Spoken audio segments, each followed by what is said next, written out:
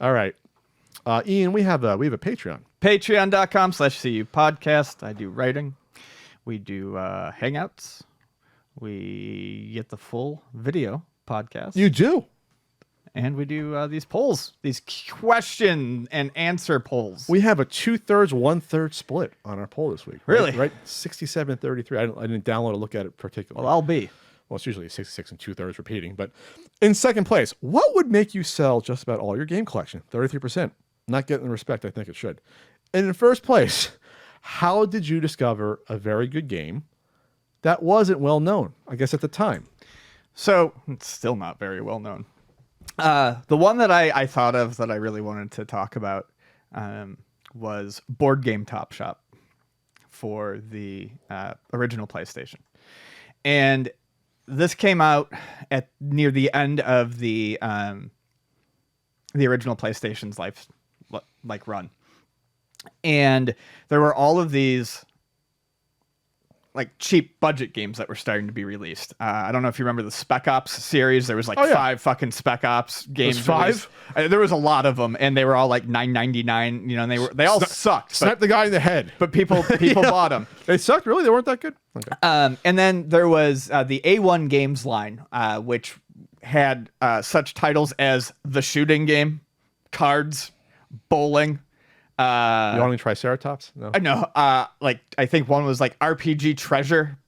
Basically, they all had like 1 or 2 word names that clearly and succinctly described what you were buying. Okay. And they were all like budget titles, and they weren't very good. But I got into the habit of picking them up used because even like brand new used, they were like $5, $6, $7. Like they were cheap, and I wanted to see what they were. Well, one of them was called Board Game Top Shop. And I remember walking into my local video game store and seeing it on the used rack. And I looked at my friend Jay and I said, "What is this? I think I have to have it." Because on the front it shows it says Board Game Top Shop, has a little boy dressed in like a frog suit on the front of it. Okay. And I'm like, what the shit is this? So I bought it and took it home. I was living in my first apartment at the time.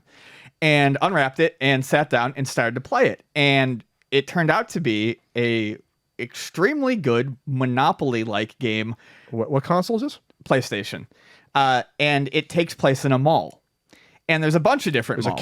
Immediately there's a cat in a car. Yep. Going meow. Oh, my first chance to get rich. Money, money, money. There's a rich cat in the game. Yeah, the game is great. The game is legitimately amazing.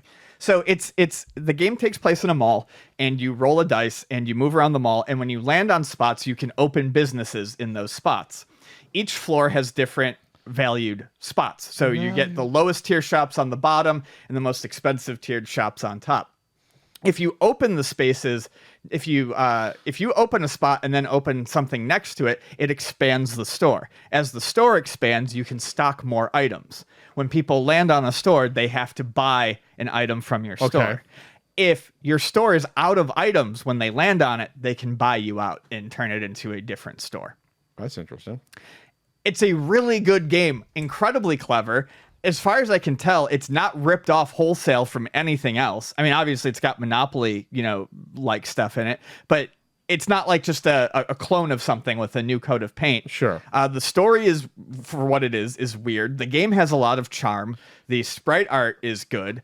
And we played this so much at my first apartment. So wait, how did you discover this game? Like I said, by buying all of these budget titles, I stumbled upon this one and decided that I had it was just to sitting have there for $5, $10. It was at the local game store. It's like it's hard to find. They didn't make a lot of them. I'm looking on eBay. How much is it? $50. Buy it now. Well, I guess it's getting more notable. I think I have 2 copies of it. Oh, man, maybe I'll buy one for me and maybe give me a good deal. It's a great game, though. You have 2 copies of it?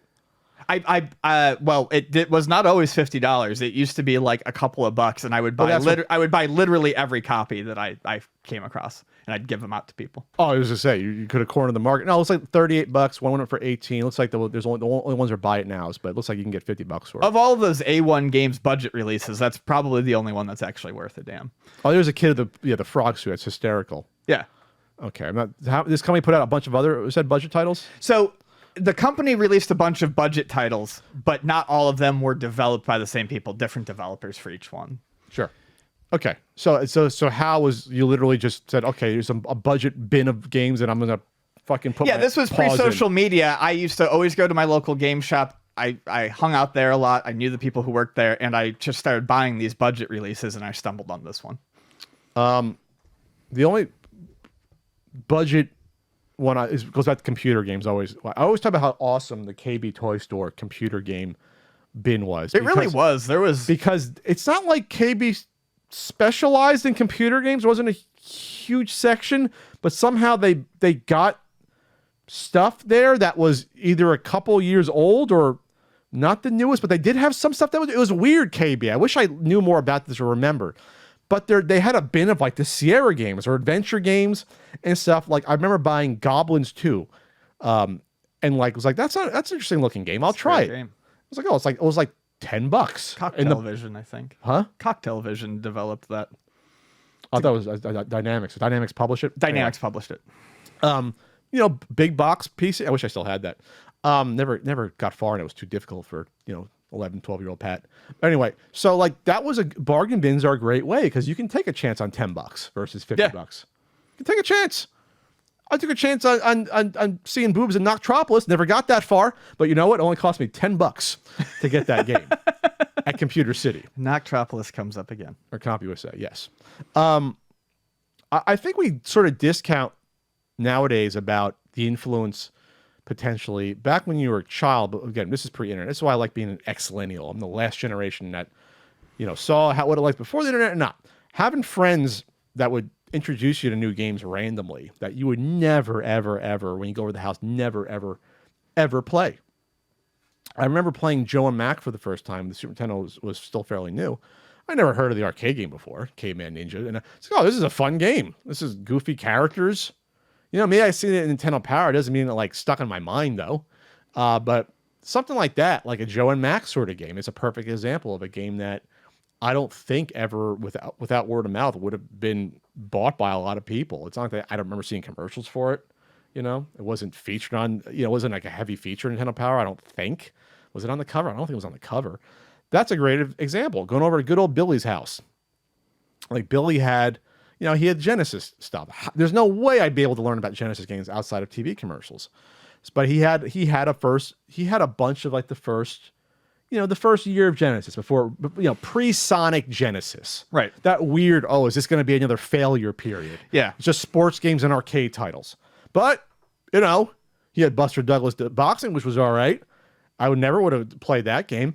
And he had Michael Jackson's Moonwalker. I never would have played or knew anything about that game if I didn't play it at Billy's house. Never would have discovered that game. Never remember seeing, the arcade game was entirely different. Never even remember seeing the arcade game at the time. It's probably hard to find an arcade game. So Moonwalker? Yeah. Yeah, I've only seen it once. I've played it once. I played it at I 3-player weirdo isometric game. think I played it in Long Island. Yeah. That's a game like that I would never have discovered, for sure. But then you get into I don't know if you can count, magazine stuff, but you think you have to count magazines because there's no way. Magazines are responsible for a lot of the marketing of video games, even up until I'd say the mid 90s.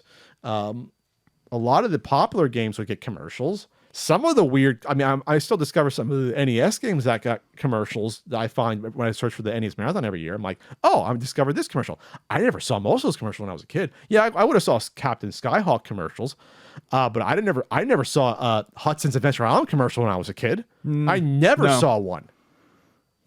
They had one, I think, for one of the games. I never saw one. So how did you discover games like that? Well, you saw a little like Top Secret episode. There was a Top Secret commercial episode. There was using Secret Agent Man as the 60th theme. It's like he's an assassin. He's not a secret agent, but that's how they sold it to kids. But I saw Nintendo Power. I'm like, oh, there's a little I think it was the second and third issue, or maybe the first issue. They talked about the game a little bit.